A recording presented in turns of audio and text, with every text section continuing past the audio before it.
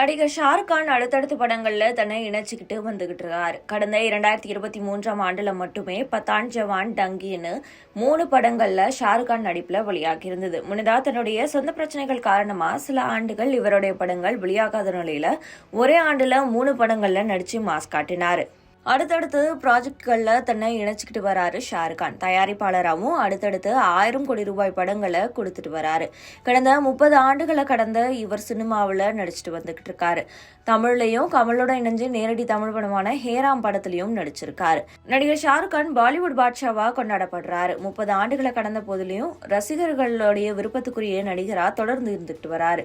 இந்தியில மட்டும் இல்லாம சர்வதேச அளவுல ஏராளமான ரசிகர்களை கவர்ந்துட்டு வரக்கூடிய ஷாருக் கான் தயாரிப்பாளர் பல வெற்றி படங்களை கொடுத்துட்டு வராரு. இவருடைய நடிப்புல தயாரிப்புல அடுத்தடுத்த படங்கள் 1000 கோடி கிளப்ல இணைஞ்சிட்டு வந்துகிட்டு இருக்கு.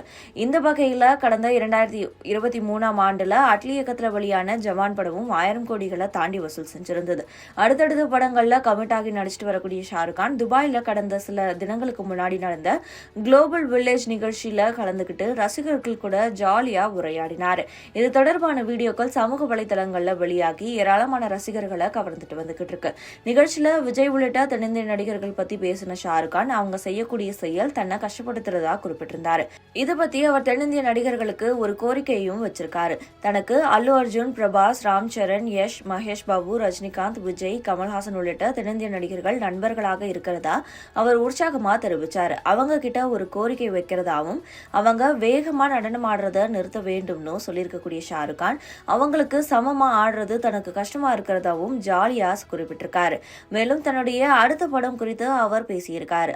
கடந்த ஆண்டுல ஷாருக் கான் நடிப்புல எந்த படமும் வெளியாகாத நிலையில ரசிகர்கள் ஏமாற்றத்துல இருக்காங்க. இதுக்கிடையில இந்த நிகழ்ச்சியில பேசின ஷாருக் கான் தன்னுடைய அடுத்த படத்தை பத்தான் பட இயக்குனர் சித்தார்த் ஆனந்த் இயக்க இருக்கிறதா அறிவிச்சிருக்காரு. இன்னும் சில மாதங்கள்ல இந்த படத்தினுடைய ஷூட்டிங் துவங்க இருக்கிறதாவும் அவர் தெரிவிச்சிருக்காரு.